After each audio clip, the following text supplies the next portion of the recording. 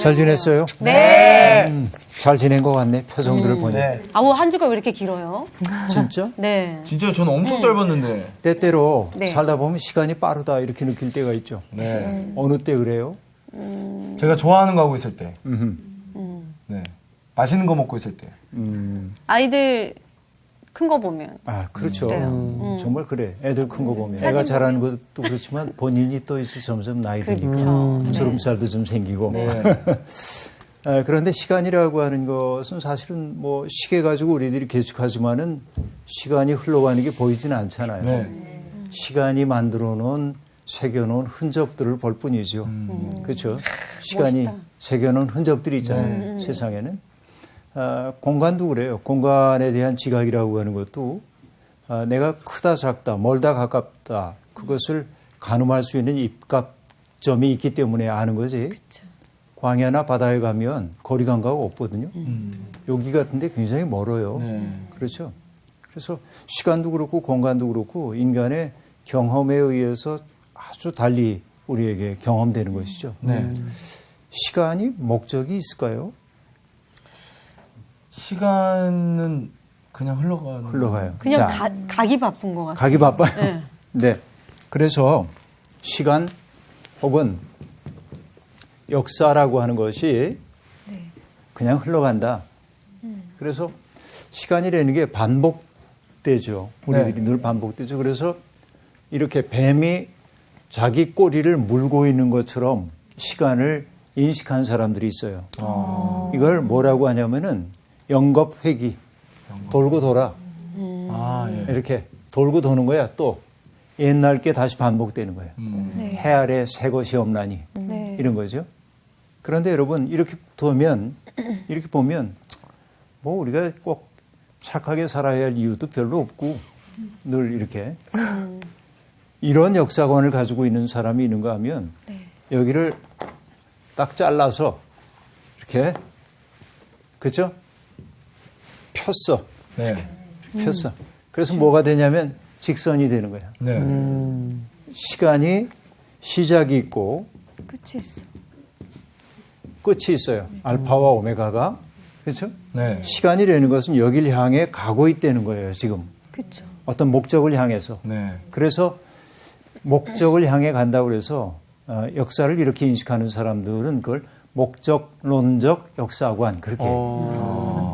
그러니까 인간의 세계라고 하는 것이 하나님 나라라고 하는 하나의 목적을 향해 가고 있는 거죠. 네. 여기로 가기 위해서는 이 나라가 항상 우리에게 와줘야 합니다. 그래야 갈 수 있어요. 그렇죠. 하나님 나라가 그래서 오는 거예요. 우리의 삶 속에 그죠? 아, 그래서 시간이라고 하는 게 역사라고 하는 게 그냥 흘러가는 게 아니고 네. 어디를 향해 가요. 그럼 우리도 거기에 맞춰 살아야 되죠. 그래서 중요한 게 뭐냐면 정규 씨 잘하는 영어로 here and now. 아. 여기 예. 그리고 지금. 그걸 이제 Right 살아야 now. 하는 거지. 그렇지? 그런 삶인 거죠. 네. 근데 여러분 역사가 진보하는 것처럼 보입니까? 진보하지 않는 것처럼 보입니까? 진보하는 것처럼 보이는데. 그래요. 어떤 면에서 그렇죠? 그냥 계속해서 뭔가 발전이 되어지고 변화가 발전되고. 일어나고. 변화 일어나고. 네. 그 변화 속에 있죠. 네네. 어떻게 보면 말씀하신 대로 변화하고 발전하는 게 맞는 것처럼 보이기도 하고. 제자리인 것 같기도. 인간들이 너무 흉포해지고 그런 거 보면 퇴보하는 거 아닌가 맞아요. 하는 저는 생각이 자연을 들고. 보면서 그런 생각이에요. 그렇죠. 예.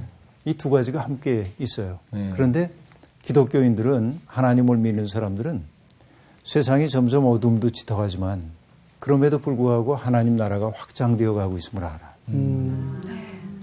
그 나라는 마치 보이지 않는 보폭으로 담을 기어오르는 담쟁이처럼 네. 천천히 우리에게 오고 있는지도 모릅니다. 그래서 그 희망을 가지고 우리들이 이 고단한 세상을 이겨내는 거예요.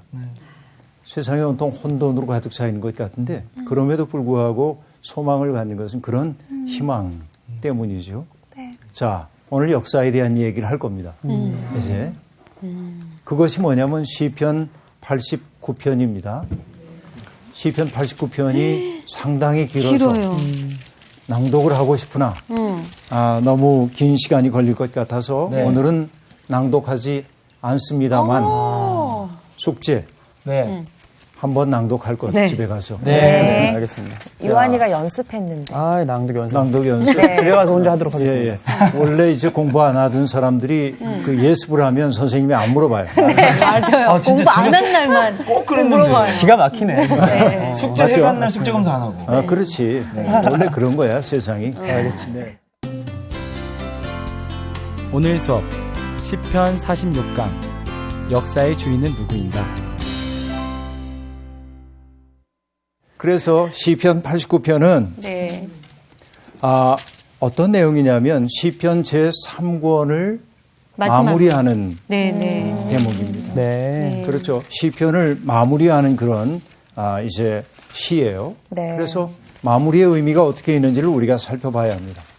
이 시는 크게 보면 다윗과 맺으신 언약에 충실하신 하나님의 모습을 먼저 얘기합니다. 네.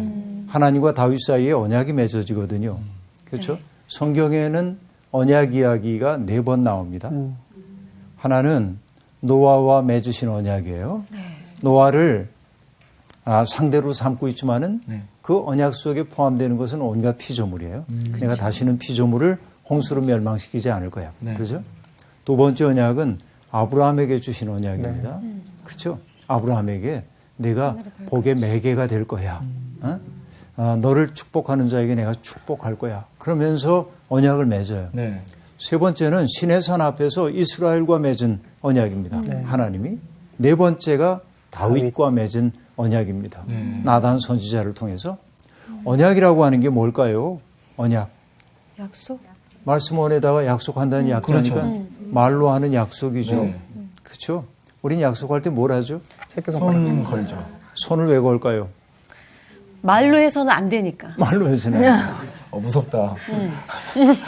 너무 산문적이야. 산문적이야. 네. 여러분, 손처럼 표정이 풍부한 게 없습니다. 손이라고 하는 게. 그렇잖아요. 네.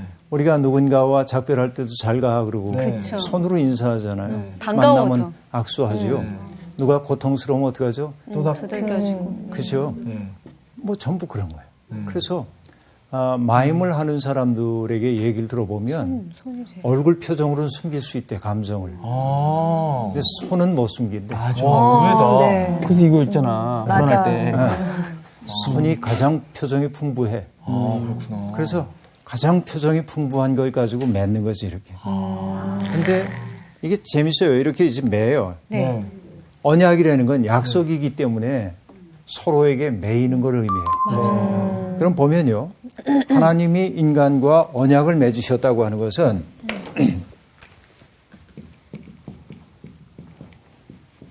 하나님이 뭐가 필요한 게 있어서 인간과 언약을 맺으시겠어? 그러니까요.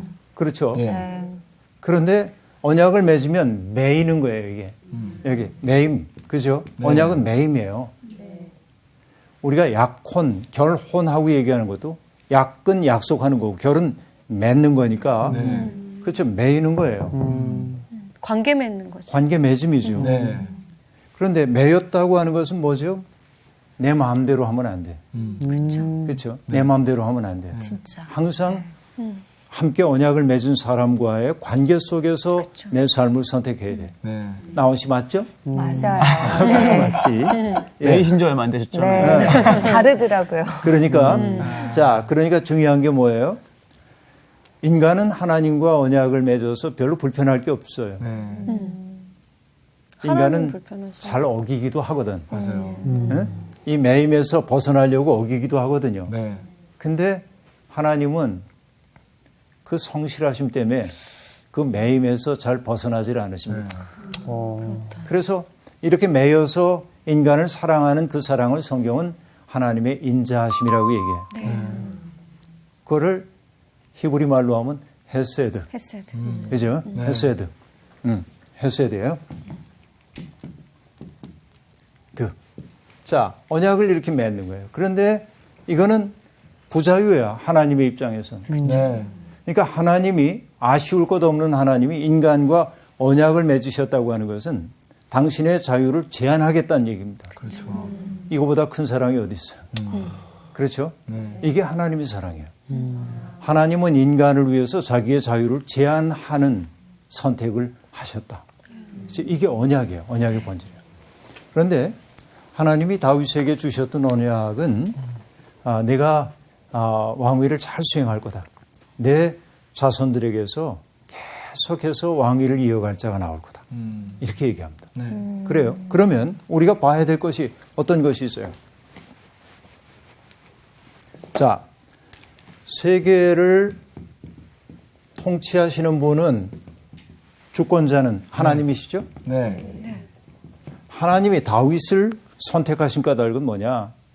이스라엘을 통치하도록 하기 위해서죠?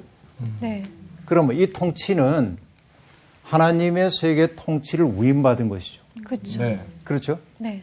여기에서 이스라엘을 통치하는 사람을 왕이라고 우리들이 얘기해요. 이 시편 89편이 지금 하는 얘기는 두 가지를 얘기하는 거예요. 하나님의 세계 통치가 어떻게 이루어지는지, 네. 하나님의 통치를 위임받은 왕이 어떤 역할을 해야 하는지 이 두 가지를 얘기하고 있어요. 네. 일치해야 되는데. 이 두 가지가 조화를 이루어야 하는 거죠. 89편 길게 얘기되지만 이 두 가지로 되어 있단 말이에요. 그러면 정말로 그런지 한번 살펴봐야겠어요. 네. 자, 1절과 2절을 보면요. 내가 여호와의 인자하심을 영원히 노래하며 주의 성실하심을 내 입으로 대대에 알게 하리이다 하고 말합니다. 자, 왕이신 주님의 성실하심에 대한 얘기가 1절과 2절에 나오죠. 네. 왕 되신 주님의. 네. 그런데 3, 4절을 건너뛰어서 5절부터 보면 어떻게 되어 있습니까? 여호와여 주의 기이한 일을 하늘이 찬양할 것이요 주의 성실도 거룩한 자들의 모임 가운데서 찬양하리이다 하고 말하면서 네. 하나님의 거룩하심에 대한 얘기가 나옵니다. 보세요. 처음에 첫 부분 1, 2절은 하나님의 왕 되신 하나님, 그죠? 네. 왕 되신 하나님의 성실하심에 대한 얘기가 나와요.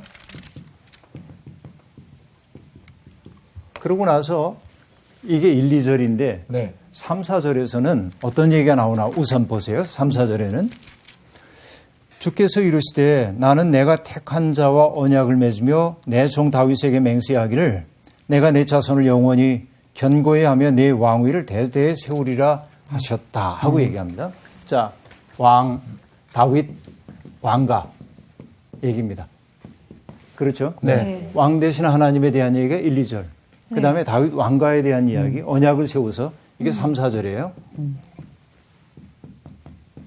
그런데 세 번째 파트 5절부터 18절까지는 다시 어떤 얘기를 하냐면 여호와 하나님에 대한. 하나님의 성실하심이 어떻게 역사 속에서 펼쳐지고 있는지를 보여줘요.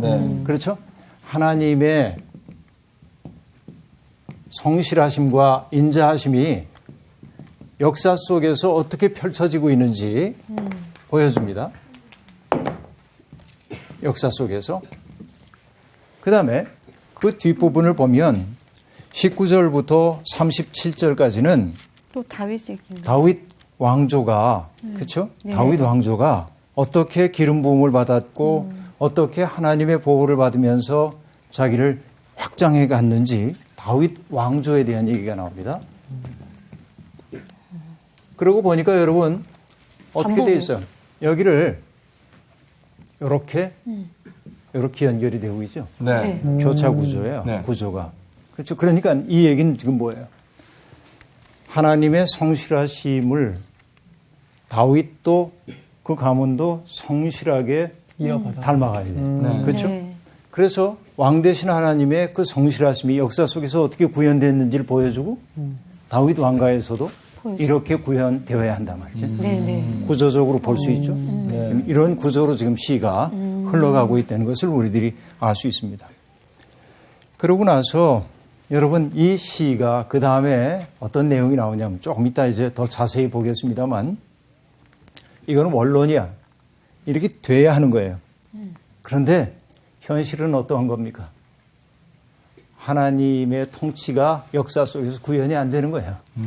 그렇죠. 인간들의 죄성 때문에. 네. 그래서 하나님의 언약이 취소된 것처럼 보여요.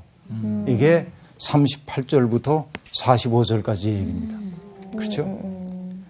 46절부터 나오는 마지막까지 나오는 얘기는 자, 이것과 배치되는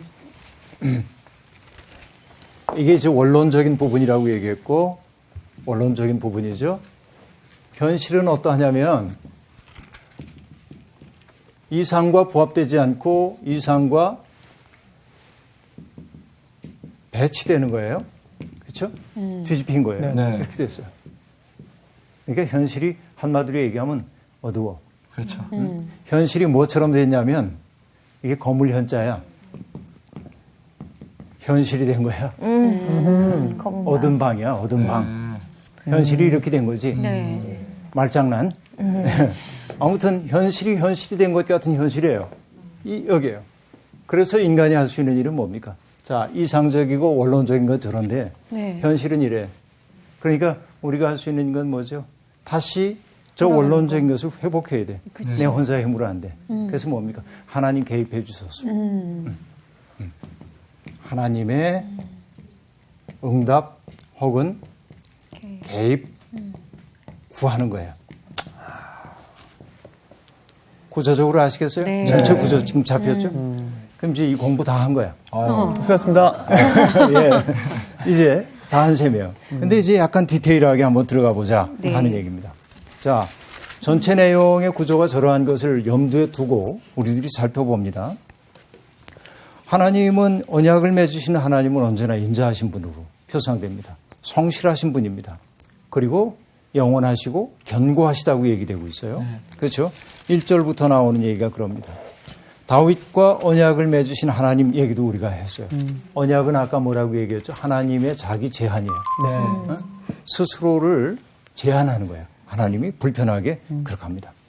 그 까닭은 바로 그런 당신의 제한을 통해서 인간들을 파트너로 삼고 세상을 구원하기를 원해요. 그래서 여러분 하나님이 인간에게 주시는 가장 귀한 은총은 우리 같은 사람을 당신의 백성으로 삼아 주신 것도 있지만 더 큰 은총이 있어요. 나의 일을 함께 하자고 우리를 초대해 준 거예요. 그렇잖아요. 그래서 하나님을 믿는 사람, 예수를 믿는 사람은 하나님의 꿈을 내면화하고 사는 사람이에요. 네. 예수의 꿈을 내면화하고 사는 사람이에요. 네. 그렇죠? 그러니까 그분의 꿈과 관계없이 내 꿈만 꾸는 사람들은 하나님을 잘 믿는 것 같아도 아니야. 그건 하나님은 우리를 불러서 회복시키신 다음에 내 속에 있는 조각난 마음들을 잘 회복시켜요. 하나님은 그래서 뭐와 같으냐면 우리 마음이 세상 사는 동안 조각났거든. 네. 근데 그걸 잘 배치를 해요. 그리고 빛을 착 비춰주시면 뭐가 되냐면 스테인드 글라스가 되거든. 하나님이 하시는 일이 그렇거든. 예? 상처 없는 마음으로는 그 빛을 드러낼 수 없어요. 그러니까 하나님이 그런 역할을 쭉 이제 해주시는 거지. 그래서 하나님은 인자하고 성실하고 영원하시고 견고하시고 이름으로써 하나님은 이 세상이 인간에 의해서 잘 다스려지기를 바란다 하는 얘기죠. 그런데 여러분 보면요. 5절 보세요. 5절. 여호와여 주의 기이한 일을 하늘이 찬양할 것이요 주의 성실도 거룩한 자들의 모임 가운데서 찬양하리이다 하고 말합니다. 자, 하나님을 이제 찬양해야 돼. 네. 하나님이 하시는 위대함과 성실하심에 대한 얘기를 하고 있습니다. 무릇 구름 위에서 능히 여호와와 비교할 자 누구며 신들 중에 여호와 같은 자 누구리이까? 하나님과 비교할 만한 존재는 세상에 하나도 없다. 이렇게 얘기해요. 자, 하나님에 대한 찬양이 쭉 나오다가 9절 보니까요. 주께서 바다의 파도를 다스리시며 그 파도가 일어날 때 잔잔하게 하시나이다. 그렇죠? 바다의 파도를 다스린대요. 그리고 파도를 잔잔하게 한대요. 예수 그리스도가 떠오르기도 하네요. 그렇죠? 바람과 물결을 꾸짖으셨던. 그런데 그 다음 보세요. 10절. 주께서 라합을 죽임당한 자같이 깨뜨리시고 주의 원수를 주의 능력의 팔로 흩으셨나이다 하고 말합니다. 이 대목이 참 중요합니다. 9절과 10절이. 왜냐?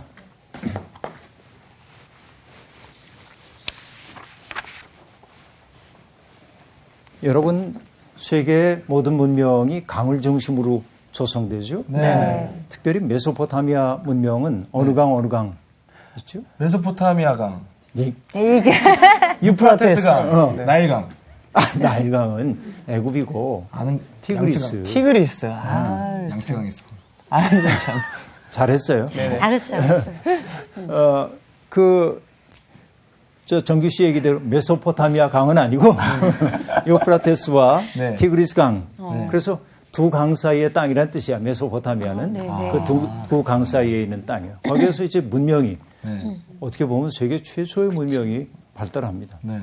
수메르 문명 같은 것들이 발달하거든요. 거기에서. 그런데 그 수메르 문화, 메소포타미아 문화에도 아름다운 재미있는 창조 이야기가 있어요. 거기에는. 그런데 늘 여러분 보면요. 강 곁에 이제 사람들이 머물러 살잖아요. 네. 왜 그럴까요? 물을 구하기 좋고 먹을거리 구하기 좋고 그러기 때문이죠. 그래서 옛날에 토기들도 보면은 밑이 이렇게 삐죽하죠. 채워놓을 수 없는. 왜 그래? 강가에 흙이 부슬부슬한 데다 꼭 박으려고. 네. 그렇잖아요.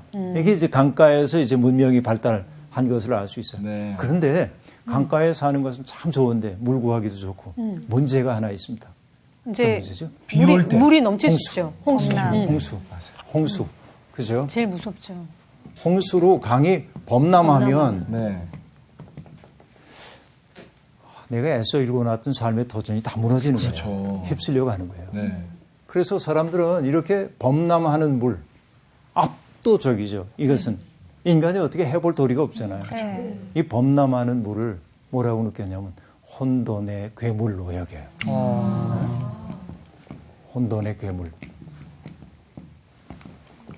지적이다. 그래서 물은 두려움이에요. 옛날 사람에게 통제가 안 되기 때문에. 그래서 이 수메르 사람들은 이렇게 생각했습니다. 담수, 그러니까 민물을 지배하고 있는 혼돈의 신은 아프수, 압수라고도 얘기했었는데 네. 누구예요? 압수. 압수? 응, 압수. 이렇게 얘기했고 또 바닷물을 네. 다스리는 신은 티아맛. 티아맛 이렇게 얘기했어요. 네. 그런데 이게 혼돈의 괴물이잖아요. 네. 이게 혼돈의 괴물이에요. 그러니까 사람의 삶의 터전을 확 휩쓸어 가니까 네. 늘 이게 두려움이에요. 그래서 선한 신이 등장했다는 거예요. 그들에게. 그 선한 신의 이름이 마르둑입니다. 마르두. 처음에 잘 모를 땐 말뚝인 줄 알았어요. 마르둑이에요. 마르둑. 그런데 이 마르둑이 혼돈의 괴물 하도 사람 괴롭히니까 네. 네. 죽여요. 용과 같은데 이 괴물이 용과 같아. 죽여가지고 신이 뭘 했냐면 마르둑이 이 티아맛 괴물의 몸을 가지고 땅을 만들어. 그리고 괴물의 피를 가지고 강을 만들어. 와, 이거. 그래서 뭐 했냐면은 질서를 만들어낸 거야. 여기에서 혼돈을 죽여서 질서를 만들어서. 그런데 우리 창조 이야기를 봐도 어떻게 되죠? 하나님이 혼돈에서. 흑암이 혼돈과 흑암이 가득 차 있는 세상에서 네. 빛이 있으라 네. 함으로 코스모스 질서를 만들잖아요. 네. 우주를 뜻하는 단어가 코스모스이죠. 네. 그건 조화와 비례 이런 것들을 뜻해요. 코스모스란 말을 최초로 사용한 사람은 여러분도 아는 사람입니다. 수학 시간에 제일 먼저 배웠던 정리가 뭐죠? 피타고라스. 그렇지. 피타고라스입니다. 딩동댕. 저기 스피드 퀴즈 하세요? 네. 네, 맞췄어요. 맞췄어. 피타고라스가 처음으로 코스모스란 말을 쓴 거예요. 긴 얘기할 수 없습니다만 이분이 어느 날 가는데 대장간에서 망치질 소리를 들으니까 굉장히 조화롭게 들리거든요. 노래 소리처럼 들려요. 그래서 연구를 해. 그 낯설게 듣는 사람들이 희한한 거지. 그렇죠. 왜 높낮이가 있을까? 그러고 보니까 망치의 무게가 2배로 될수록 음이 몇 도 차이가 난다는 걸 알아내. 비율을. 예? 그래가지고 세계가 조화로운 수로 되어 있다고 주장하잖아요. 피타고라스가. 이게 이제 피타고라스예요. 코스모스 질서를 만들어내는 거예요. 그런데 이 수메르에서 메소포타미아의 이런 창조 이야기가 거기에만 머물지 않고 문명이 막 교류하니까 유다인들에게도 들어온 거예요. 네. 그래서 지금 금방 봤던 9절과 10절이 어떤 내용입니까? 라. 바다의 파도를 다스리시고 10절에 라합을 죽임당한 자같이 깨뜨리시고 이건 뭐예요? 말뚝이 마치 압수와 티아맛을 제거한 것과 같이. 네. 그렇죠? 그걸 받아들여가지고 그냥 쓰는 거예요. 우리 하나님이 세상 그렇게 만들었어. 그래서 그 얘기예요. 놀라운 얘기이죠. 이게 재미있습니다. 그런데 혼돈과의 싸움에서 승리하신 하나님이 여러분 어떻게 되는 겁니까? 13절에 보니까요. 주의 발의 능력이 있사오며 주의 손은 강하고 주의 오른손은 높이 들리우셨나이다. 그리고 자 혼돈을 극복하고 만든 하나님의 세계가 어떠한지 14절입니다. 의와 공의가. 의와 공의가 주의 보좌의 기초라. 인자함과 진실함이 주의 앞에 있나이다. 이렇게 얘기하고 있습니다. 자, 혼돈을 극복하신 주님이 세계를 딱 두 가지의 가치 위에다 딱 세우셨어. 그게 뭐였어요? 의와 공의. 공의. 그래서 여러분 미슈팟과 제다카라고 얘기했어요. 그렇죠? 법적인 정의, 네. 또 회복적 정의 이렇게 얘기할 수 있어요. 네? 법적인 정의, 회복적 정의. 회복적 정의라는 게 뭐예요? 여러분 그 율법에 그런 거 나오잖아요. 밭에서 추수할 때 한 모퉁이는 남겨도 가난한 사람의 몫이야. 네. 가난한 사람이 아주 살지 못하게 만드는 게 아니고 네. 그들도 인간답게 살 수 있도록 배려해 준 이런 거예요. 의와 공의. 이게 하나님이 창조하신 세상의 바탕이래요. 그런데 이 세계를 이게 이제 세상입니다. 이 세상을 다스리시는 하나님의 원리는 뭐냐면 인자하심과 뭐라고 했어요? 진실함. 진실하심. 네. 자, 하나님이 만드신 세상을 여러분 이 가치가 시편 기자에 의하면 이 네 개의 가치가 세상을 지배하는 원리가 돼야 돼. 이건 뭐죠? 하나님의 지배가 그러한 것처럼 땅에서 권력을 위임받은 사람들의 지배도 이러해야 합니다. 다시 얘기하면 법이 자의적으로 집행되면 안 돼. 네. 네. 법이 엄격하게 적용돼야 됩니다. 네. 부자라고 해서 편들어주면 안 되고 가난하다고 편들어줘도 안 됩니다. 네. 근데 우리는 어떤가요? 거기까지. 거기까지. 감사합니다. 이게 원래 함축성 있는 말을 하면 느낌이 많아지거든. 그렇죠. 네. 거기까지. 네. 회복적 정의는 여러분 회복적 정의라고 하는 것도 이건 뭐예요? 요즘으로 사회학적인 용어로 얘기하자면 복지일 수도 있죠. 네. 그런데 복지만으로는 해결이 안 돼요. 이건. 그렇죠. 그렇죠. 내가 누군가를 시해하듯 도와주는 것만 가지고는 안 돼요. 네. 이것은 우리의 심성 속에서 이것을 정말로 소망해야 하는 것이죠. 이런 게 있어요. 그리고 왕들의 통치 중요한 게 뭐예요? 인자함. 주님이 그러한 것처럼 인자해야 되고 진실해야 합니다. 과연 그러한가? 이게 우리가 던져야 할 질문이야. 성경을 가지고 산다고 하는 것은 언제나 그렇죠? 오늘 역사 속에서 수행되고 있는 그 일들이 하나님의 뜻에 합당한가? 이걸 묻지 않으면 안 되는 거예요. 그렇죠? 네. 자, 이렇게 이제 됐어요. 창조된 세상이 저렇게 다스려지고 있다 하는 얘기입니다. 그런데 18절 이렇게 말합니다. 즐겁게 소리칠 줄 아는 백성은 복이 있나니 여호와여 그들이 주의 얼굴빛 안에서 다니리로다 하고 말합니다. 자, 이런 통치가 일어날 때 뭐가 나타난다는 겁니까? 사람들이 즐겁게 소리친다. 네. 즐거움의 소리입니다. 새 번역을 이걸 뭐라고 번역했냐면 살맛 나는 세상? 네. 이렇게 얘기했습니다. 축제의 함성을 외칠 줄 아는 백성은 복이 있습니다. 좋죠? 네. 정말 우리가 공동으로 살아가면서 사는 게 너무 신나고 네. 사람들과 더불어 사는 것이 네. 그런 막 노래하고 싶은 세상이 되었으면 좋겠어요. 어떨 때? 저게 살아있을 때. 네. 네. 가능한 거죠. 그렇게 얘기했어요. 그렇게 되면 어떻다고요? 여호와여 저희가 주의 얼굴빛에 다니며 종일 주의 이름으로 기뻐하며 주의 의로 인하여 높아지오니 주는 저희 힘의 영광이십니다. 주님의 사랑 덕분에 사람들은 승리의 뿔을 높이 들게 될 것임을 얘기하고 있습니다. 자, 그런데 여러분 18절에 보니까요. 우리의 방패는 여호와께 속하였고, 여러분 여기 방패는요 왕이에요. 왕을 뜻하는 단어예요. 네. 지상의 왕. 네. 우리의 방패는 지금 여호와께 속하였습니다. 여러분 이게 별것 아닌 것처럼 보이지만 보세요. 방패인 왕이 여호와께 속한 거야. 네. 그렇죠? 네. 거꾸로가 아니에요. 네. 여호와가 여기에 속한 게 아니에요. 네. 이게 중요한 거죠. 네. 이 한 단어는요 무심코 지나가면 안 됩니다. 네. 우리가 역사를 바라볼 때 세상에는 어떤 그 질서를 가지고 있는 그 왕들이나 고관들이나 이런 사람들이 네. 하나님의 통치 안에 있음을 알아야 해요. 그 권력이라고 하는 거지. 그렇죠? 그 얘기는 아까 얘기한 대로 의와 공의, 인자함과 진실함이 그의 통치의 도구가 되어야 하는 것이지요. 그렇죠?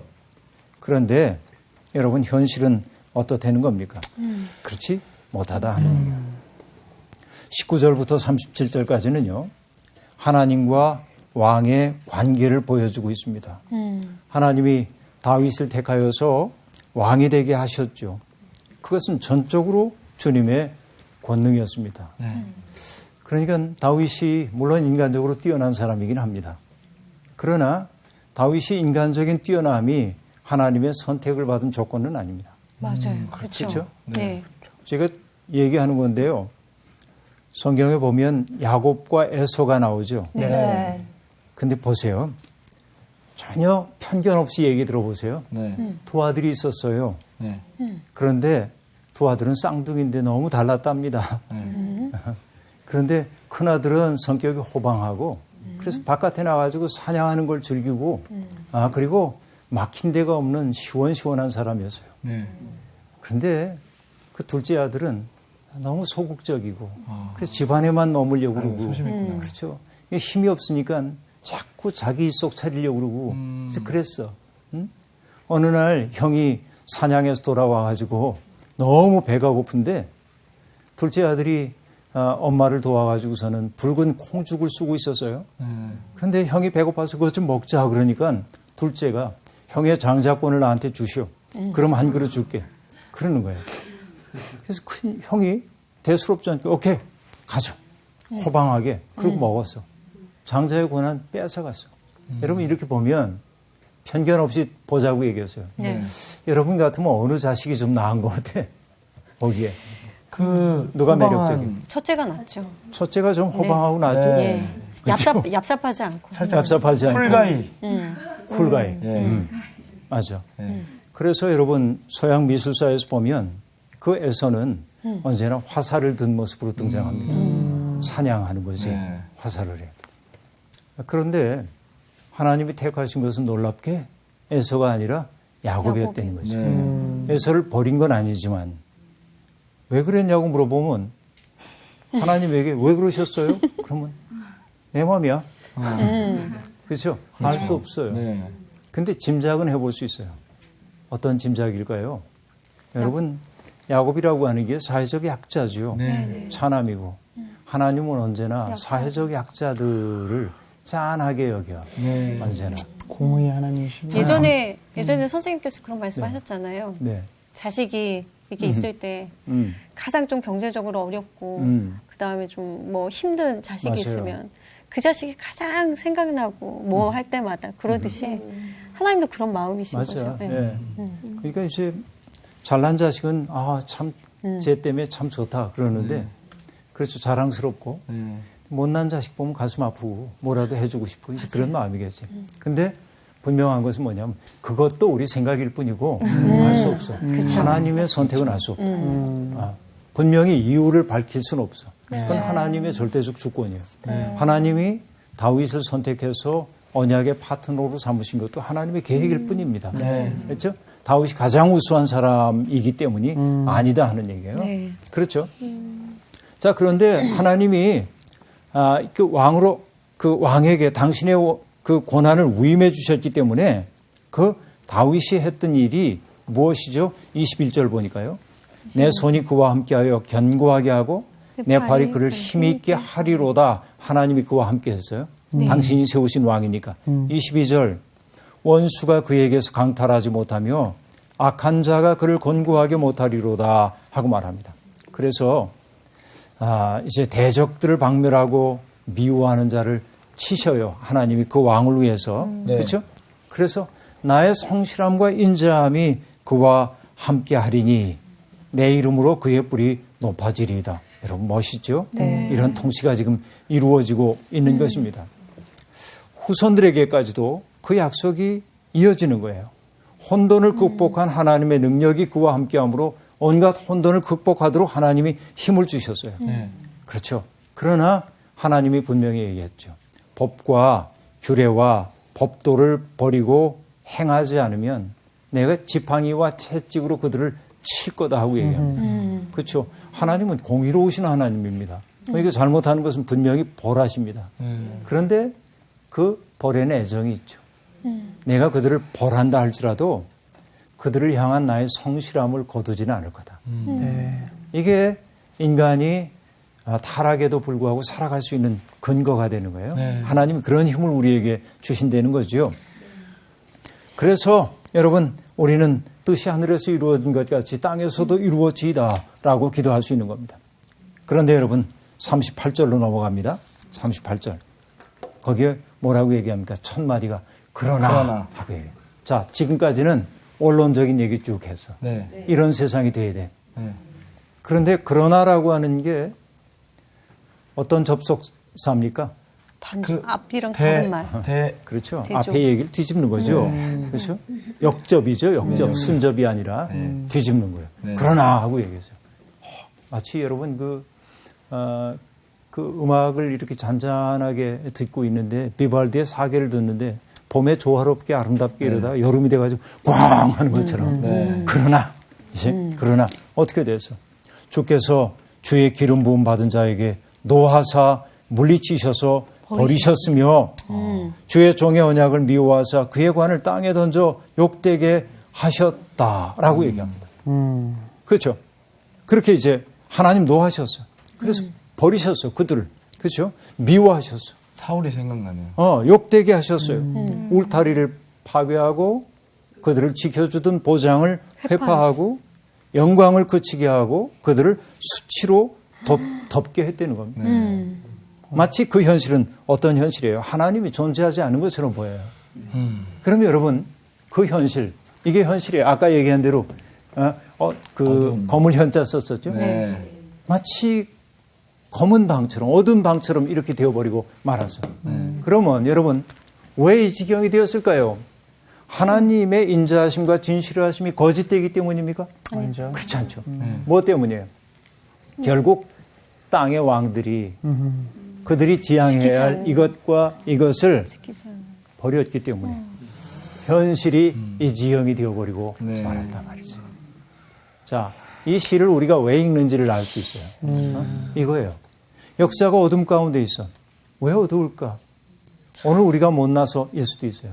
그러나 여러분 그 외교 관계가 복잡해져서 혹은 국제 경제 질서가 재편돼 가지고 그렇게 볼 수도 있지만 시편 시인은 그렇게 안 봐요. 하나님 앞에서 하나님이 위임해 주신 권한을 가지고 무슨 일을 했느냐 말이죠. 그러니까 다윗을 선택해서 왕위를 주고 그에게 권한을 위임해 줬는데 다윗의 후손들이 그렇게 안 산 거예요. 하나님의 뜻을 수행하는 자로 살지 않은 겁니다. 그래서 마치 하나님이 존재하지 않는 것 같은 현실이 된 겁니다. 그러나 어떡합니까? 이게 현실이죠. 회복해야죠. 그냥 받아들이고 살 수는 없죠. 그래서 46절부터는 뭐라고 얘기합니까? 여호와여 언제까지니까 스스로 영원히 숨기시렵니까? 그렇죠? 하나님이 몸을 숨긴 것처럼 보이는 그런 때예요. 주님의 노가 언제까지 불붙들 하시겠나이까? 나의 때가 얼마나 짧은지 기억하소서 하고 말합니다. 자, 기억하소서. 주의 종들이 받은 그 고통을 이제는 기억해 주십시오. 이렇게 얘기합니다. 이전에 우리에게 베풀어 주셨던 주님의 인자하심이 어디에 있습니까? 하고 얘기하고 있어요.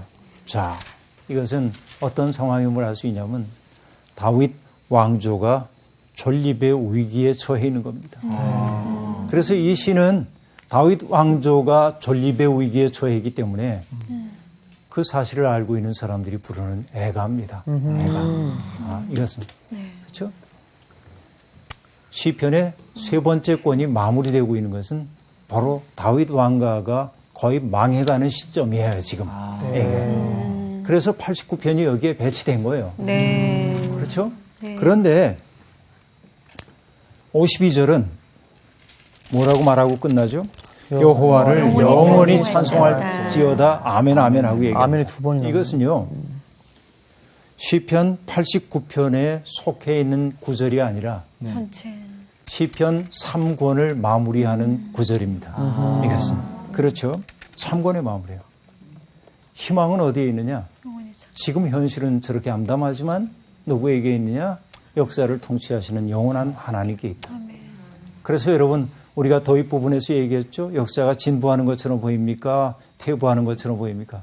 진보처럼 보이기도 하지만 퇴보처럼 보이는 부분도 많죠. 네. 그러나 우리가 여전히 묻는 것은 왜 퇴보하는 것처럼 보일까? 저 가치들이 사라졌기 때문이에요. 그렇죠? 그런데 저 가치를 우리가 굳게 붙들 수 있는 것은 뭐 때문입니까? 여호와께서 영원히 다스리시리라고 믿기 때문이죠.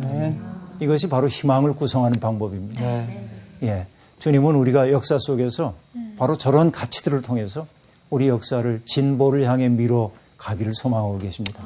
이 아름다운 일에 불러주신 하나님께 감사합니다. 오늘 수업 여기까지 하겠습니다. 고맙습니다. 감사합니다.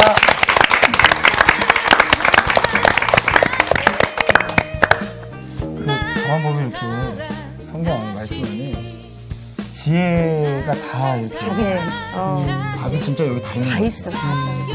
그 의와 공의와 인자심과 진실하심은 우리 개개인에게도 있어야 맞아. 되는 이 심성인 것 같아요. 이 네 가지는. 저게 사라지면. 뭐 다스리시는 분 어떤 그런 분들 아니라 개개인이 이것만 갖고 우리가 모두가 살아간다면 우리 전체의 사회가 진짜 저렇게 변하지 않을까. 이번 주 퀴즈입니다. 오순절 베드로의 설교를 듣고 세례를 받은 성도의 수는 얼마입니까? 1번 500명, 2번 3000명, 3번 2만 명. 정답을 아시는 분은 CBS 성서학당 홈페이지에 정답을 올려주시거나 우편으로 보내주시면 됩니다. 보내실 곳은 서울특별시 양천구 목동서로 159의 1번지 CBS 성서학당 담당자 앞입니다. 연락처를 꼭 남겨주세요. 선정되신 분들에게는 대한성서공회에서 성경, 송태근 선생님의 내가 어디 있느냐, 하나님이 꿈꾸는 교회, 김기석 선생님의 오래된 새길, 신우인 선생님의 땅과 하늘의 갈림길에서 가운데 하나를 드립니다.